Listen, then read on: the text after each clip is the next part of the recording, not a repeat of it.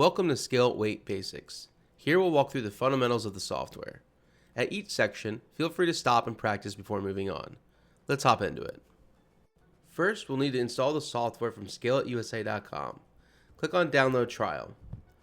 Fill out the necessary information and begin downloading the installer. Once the installer is finished, run the installer and allow Windows to access it. Initially, you will be presented with the End User License Agreement. Read through and click Next if you wish to continue. Enter in the required information to continue the installation. Enter in the activation code sent to your email.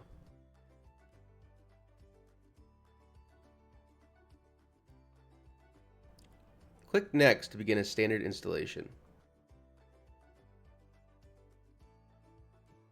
Your installation will now begin. Once finished, press the Finish button and open up the program. Let's take a look at Login and Settings. Go ahead and start the software by double-clicking on the icon and log in with the username you've created. If you haven't created a username yet, you might be greeted by a different pane. Go ahead and fill that one out and then click OK. There's some basic information here as well as how to get started. To prevent this from popping up when you feel you've gotten a good handle on the program, click the checkbox in the bottom left corner, then X out. Next, let's navigate to our department by going to Settings, Advanced Companies. Open the company by double-clicking on it, then the department. Modify the department to your liking. Typically, you'll fill out the address, email, and phone number, so they reflect on default reports and ticket templates, but there's more here for future lessons.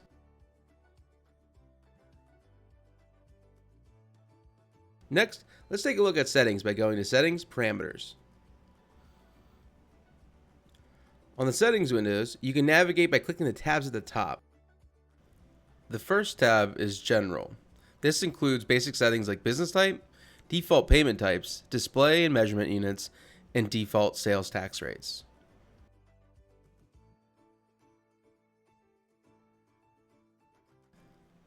The next tab is Settings. We have a few different knobs to adjust the program's functionality here. There's a lot to cover for just a basic training video, but feel free to read through and see if any catches your eye. Devices is where we can set up scales, cameras, terminals, and other hardware to integrate with the software. Scale ticket settings map printers, ticket templates, and copies to the department. Computers logging into the database will default to these settings. You can also add a second printer or an ID printer. A few settings below can change how the receipt printing functions too. In My Settings, you can map printers and templates to the computer or user instead of using the defaults. Printing after weighing is completed is a commonly used setting that you might want turned on too. In the next tab, we have Email and SMS. These settings can be filled out to automatically email your orders and invoices to their recipients. Next, we have Exporting, which can be used for QuickBooks or other accounting software, or law enforcement agencies. Finally, we have the License tab where you can view how many days or tickets you have left. And that's all for settings. Let's move on. Let's take a look at Users and Profiles. Navigate to Users by going to Settings, Security, and Users. Here, you can see we have 2 users already, but let's go ahead and add another. We need to give the user a name, which will be their username they used to log in with, and then a profile. Then fill out the password and confirm it. They will need the username and the password to log in. Next, check the department the user should have access to. You can see on the right side what permission the user has for each module within the department. Each module has 4 different permission types: none, read-only, no delete, and full. Next, we can take a look at the additional settings. Here, you can further modify the user's permissions. At the bottom, you can enter a signature that's unique for the user that can be printed on tickets. Next, we can look at profiles. Go ahead and exit out, and then go back to Settings, Security, and Profiles.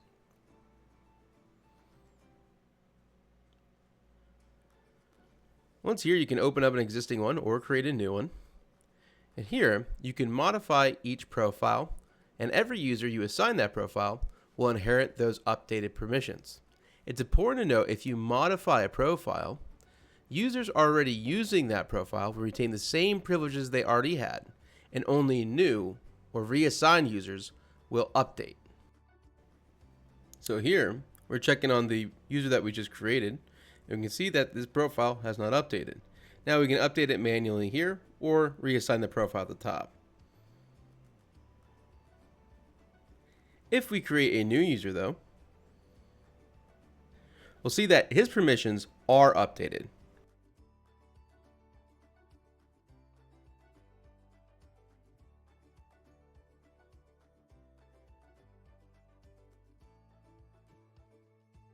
And now we can finish out his creation. And to test these, you can log out of the system by going to Action, Switch Users, or by exiting the software and restarting it. Hopefully this helps you create users for your employees. Let's move on to the next section.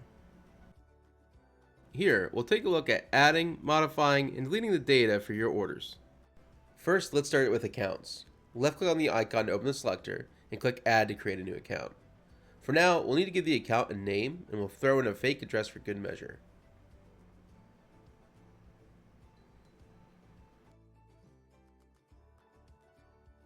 It is worth noting that zip codes are not a plain text field, but objects in the database that come preloaded. These can be modified if any are missing or incorrect, but type in the zip code and press Enter to search for the zip code in the database. To delete an account that we just added, highlight the entry so it's blue, then click Delete at the top. You can view deleted entries by clicking Show Deleted, and even recover the deleted entries by selecting it again and clicking Recover.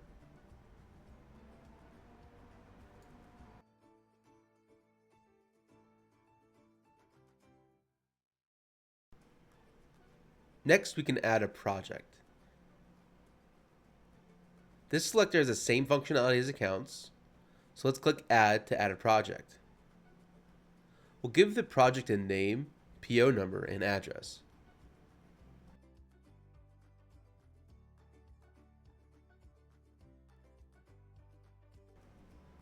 We will also assign this project to the account we created, so only that account can use this project.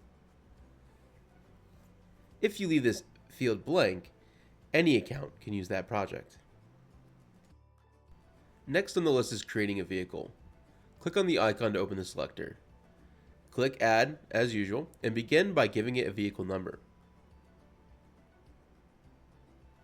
Next, we can map the owner of the vehicle to an account, so only that account can use the vehicle. If the owner is not set, then any account can use the vehicle. To finish up, we'll add a tare weight to the vehicle. This will allow us to reuse that weight each time the vehicle comes in.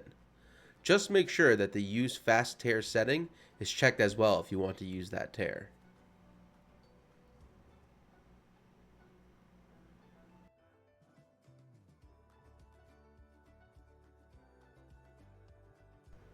All finished up here.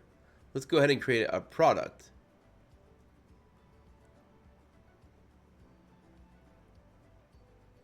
We'll click Add, and we'll give it a name, a unit of measurement to price by, and we'll also fill out a price. Then we can continue on and create our order.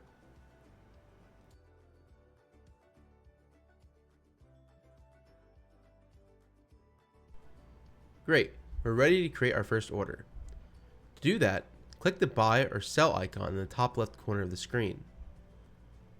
Then we'll double click the vehicle selection box to open the selector. We can double click a vehicle to select it. You can also type into the vehicle selection box if you know the reference number or the vehicle number. If I wanted to delete the vehicle I just selected, I left click on the selection box and press the delete key on my keyboard. Notice, if I try to backspace it out, it won't work. Backspace will work in the notes section though. The rule of thumb is, if it has a manila color, use the delete key to clear. Let's check what this ticket still needs to be finished. You click the status button in the top left to view the requirements. Here, we still need a product and a weight on the order line. Let's pick the product. You'll notice the first weight is already filled in and has a green T icon. This means the weight was automatically filled from the tare we set up earlier. Let's go ahead and manually enter the second weight, and we should see a red M for manual. Before finishing a ticket, you can also select a payment. If you do, your orders won't be able to be invoiced. We'll cover more on that topic later. Let's press finish and try to print. My program is set to print to PDF, so here I just save my ticket as test ticket. The ticket will close, but you can reopen tickets on the left side of the program under Scale Tickets. Let's reopen and print preview so you can see what the ticket looks like. To print preview, hold Shift and click on the print button. Keep holding Shift until the print preview appears.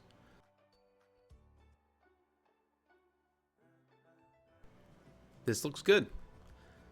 Now you can unfinish orders as well if something isn't quite right. Here we'll unfinish the order to adjust an incorrect weight and then refinish the order.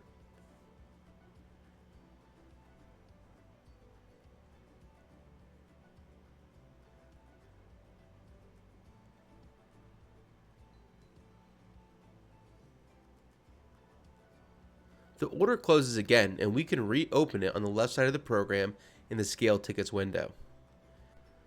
Other tickets that aren't finished will have different colors. On-hold tickets, for example, will be pink, and unfinished tickets will be green or blue. Here, we'll create a ticket and save it. As you can see, when I click off of it, it is green. This can help determine which tickets need your attention more. If you need to find a specific ticket, you can use the filter to search by date, customer name, ticket number, and much more. Once you're done using the filter, click on Filter and Clear Filter to clear it. That about wraps up adding and editing data for orders. Feel free to pause the video and try out what you've learned before moving on. Let's take a look at ticket requirements. When filling out a ticket, it is important your company is recording the information you need. From our last topic, we used the status button to check what data was still needed to finish a ticket. Here, it says we still need another weight added. What if we wanted to ensure that every ticket had a project? On this ticket, I'll delete the project and see if the status requires me to fill it back in. Still, the status just wants one weight. Let's alter what data the program is tracking by navigating to Settings, Ticket Requirements. Here, we can see the vehicle, customer, and product are required. Let's go ahead and add the project. The General tab controls all the objects that are required for an order to be finished. The other tabs like Accounts, Vehicles, and Products will control what data the objects need filled out to be used on the order. You can see we have quite a few for each object, but since we were requiring projects, let's make sure each project has a PO number on it. We'll go ahead and check the PO number and click OK. This will save our requirements. Then let's go ahead and save the order and reopen it. This should refresh what the program is tracking, and we should now need a project with a PO number to finish the ticket.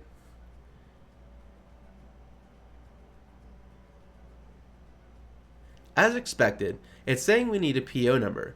Let's edit the project to include it.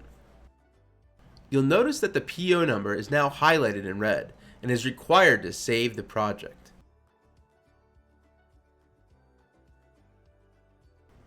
Let's save the project and check on our status. It seems we've satisfied the conditions except the weight. If we were to add a new project, it will require us to fill out the PO number as well in order to create a new one. This keeps all of your data consistent. You'll notice if we try to fill this out and save it without a PO number, you'll get a blinking icon indicating you need that field.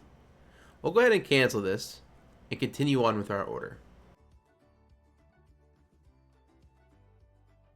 Now, we just need to fill out that last weight, and we should be able to finish. Let's move on to the next section when you're ready. Invoicing can be used to group orders or create billable documents for clients. To invoice an order must be unpaid. Here, we have orders that are unpaid, so let's create an invoice from them. Click Invoicing to open the selector, and then click Add to begin the creation. Here, we can search for orders by date and potentially group them by client, project, or PO number. We'll select Client. We can see we have 3 orders from today to be invoiced. Previewing an invoice can be a great option to ensure all information selected is correct. You can do this by selecting a row and clicking Preview. You also can skip this step and create 1 or more invoices by using Select All or standard Windows file selection with Control and Shift modifiers. Next, I'll set the invoice and due date before creation. On the top right side, we have remarks in case you'd like to leave a note for others using the software. You can also print a copy of each invoice by selecting Auto Print Copies. This will print to your department printer. There's also some emailing features here, but we'll explain those in a more advanced video on emailing. Let's go ahead and create the invoice, and you should have it open up in your default PDF viewer. The invoice opens on a separate screen for me, and it brings me back to the selector. I'll show the invoice in just a second. After the creation, you can select your invoice again and open it back up. You can delete or edit the invoice by opening again, or if you want to view it at a later time, you can click View in the bottom left corner.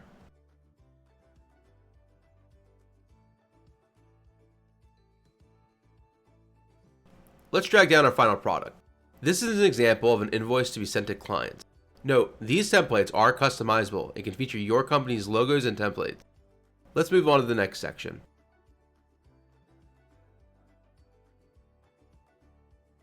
Reporting is a crucial tool to our users. Here, we can take a look at aggregate data for making informed decisions. Start by clicking the reports icon. Let's go over some key components. This drop-down bar is how you select the report templates. We have hundreds of reports, so finding which ones fit your company needs will be an important step when getting started. Let's select the commonly used reports called Wangs grouped on client. We can then specify what date range of data we'd like to select for. Note, the time will always default to midnight to 11:59 p.m.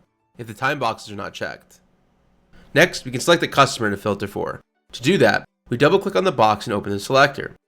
Then, double click on whichever row we'd like to select for. This will load the box with the ID of that object. As shown here, to delete this object from the text box, we again have to use the delete key, not the backspace key. Let's go ahead and show the report now.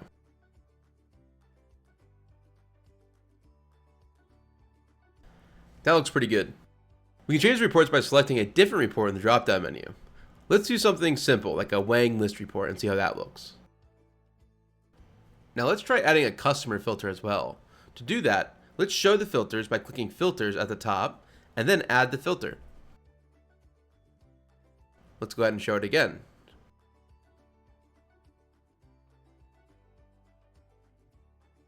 You can also multi-select in Selector by using Shift and Control click.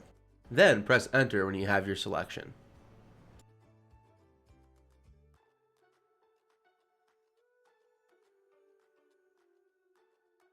Now you can see we're selecting for 2 different clients. Let's try adding a vehicle filter.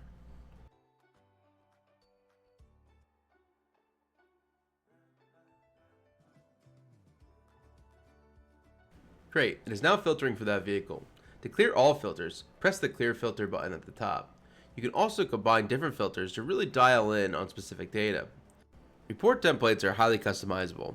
We have hundreds of reports on hand, but we can tailor them to your needs. That about wraps up reporting. Let's go ahead and hop to the next section when you're ready. Let's talk about payments and voids. We'll start with orders since we've touched on it briefly. Orders can have a payment applied to them by highlighting one payment method in the general pane. If we finish the ticket, a payment method will be created for that order. Here, we can see if we open the order back up, it is paid. If an order is paid by cash and/or credit balance, users can unfinish the order. If you swap the payment method, the old payment will be voided and a new payment will be created. If you adjust the order's amount, a new payment will be created for the difference upon finishing. Now that we've swapped the check, we cannot simply unfinish the order. This applies to car tickets as well. You must first void the payment to unlock the order. You can do that by going to Payments at the top, finding the order, and deleting the payment by clicking the red X on it.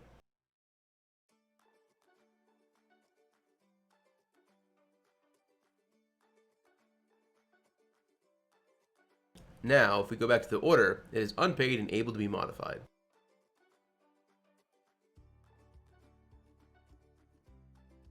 Let's go ahead and unfinish the order and finish it off with a card pay.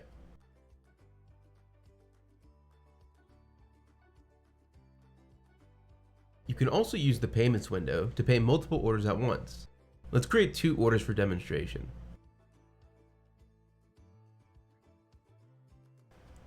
Now that we got our orders created, we can see that they're both unpaid. Let's go to our payments window and we can combine tickets 21 and 22 and pay them both. To do this, select your payment type, then select both orders using Control left click, then press the pay button.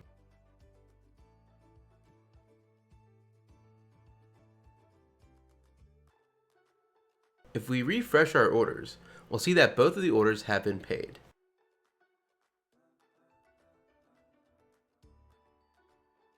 Voiding an order is an important process, with or without payments in our system. To do so, select the order in the Scale Ticket window, then click Void. Give a reason and a remark, and press OK. If an order is voided, the payment is voided as well. However, in this case, since the payment paid 2 orders, a refund will be posted for the voided order, and the original payment will stay intact. In the payment window, you can open the original payment and see the reflected changes. Notice the original payment is not voided, but there is a refund to negate the value of the voided order.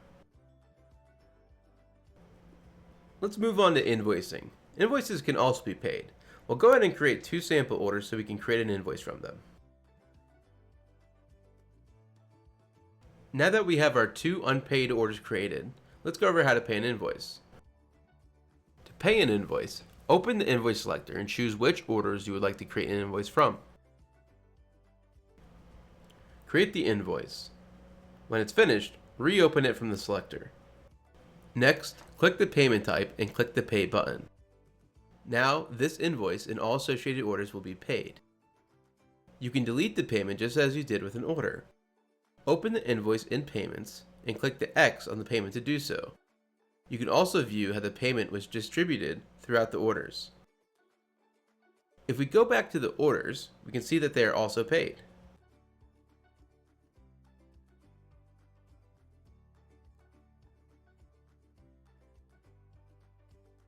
Let's go back and alter how this invoice is paid. Open Payments and find the invoice. Expand it and click X to delete the payment.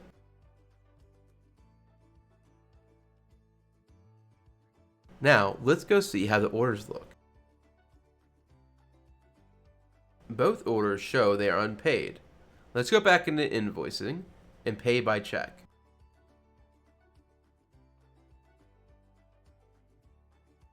Now that we've paid the invoice by check, let's void the invoice and see how it reflects on the orders.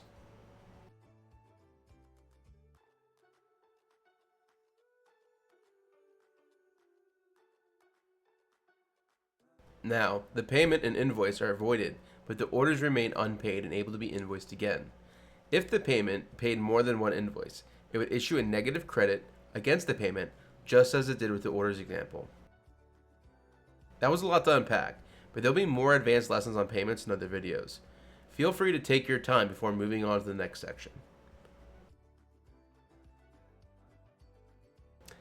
Inventory can be used to track different storages around your site. To get started, click on Inventory. This will open up a new pane that will show your storages, in, out, and quantity amounts on the screen. Let's click Add to get started. Here, we're going to create our first storage. We'll give it a name and the product that's in the storage.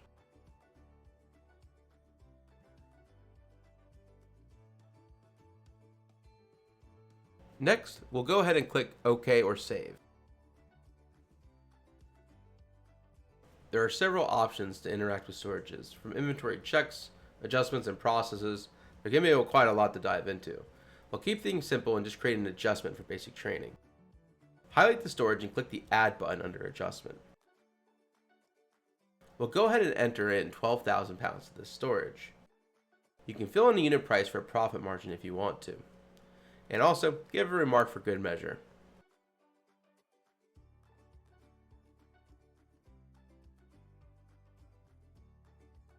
Now, we'll click OK and see that we have 12,000 pounds of rock base available in storage 1. We can now go to a ticket and pull from that storage. I'll go ahead and input a vehicle, change the product to rock base, and here we can select a different inventory by selecting the green square next to the product. Since we only have one storage, we'll keep it how it is. And now I'll enter the weight, and we're going to pull 5,000 pounds out of that storage. Here, we'll open up the inventory window, and now we'll see we have 7,000 pounds left in that storage. You also can use the incoming direction on an order to add to that storage instead of adjustments. Just right-click the label on the order from outgoing to incoming. That's all for basic training on inventory. There'll be more advanced videos on it and other topics going forward. We can conclude our basic training here. Thank you for watching. Please contact us with any questions. We'd love to sit down with you and help you learn.